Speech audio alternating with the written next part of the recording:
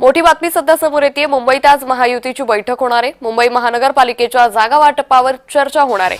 वसंत स्मृती कार्यालयात या बैठकीचं आयोजन करण्यात आलेलं आहे। त्यामुळे मुंबईत आज महायुतीची ही अतिशय महत्त्वपूर्ण बैठक पार पडणार आहे। या संदर्भात अधिक माहिती घेऊयात आमचे प्रतिनिधी शुभम उमाळे यांच्याकडून। शुभम, आज महायुतीची महत्त्वाची बैठक होणार आहे, काय अधिक अपडेट? अंकिता, आज दुपारून वसंत स्मृती दादर हे मुंबई भाजप कार्यालय या ठिकाणी महायुतीची पुन्हा एकदा आणि तिसऱ्यांदा जागा वाटपासंदर्भात जी आहे बैठक होणार आहे।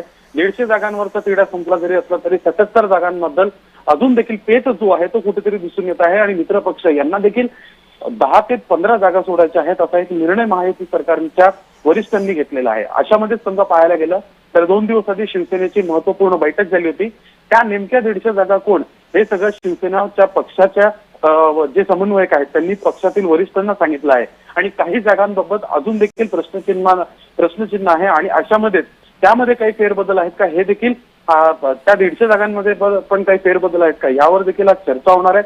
अशामध्ये काय होतं या बैठकीत हे पाहणं अत्यंत महत्वाचं असणार आहे। लवकरच कुठेतरी सर्व पक्षांना जे आहे जागा वाटपाचा तिढा जो आहे तो सोडवायचा आहे, कारण की अवघ्या 2 दिवसातच जे आहे फॉर्म भरण्यास सुरुवात जी आहे ती होणार आहे। अंकिता, शुभम, मात्र महायुतीमध्ये नेमका जागा वाटपाचा तिढा अडकलाय कुठे? कुठल्या जागांवरती महायुतीमध्ये समन्वय होत नाहीये?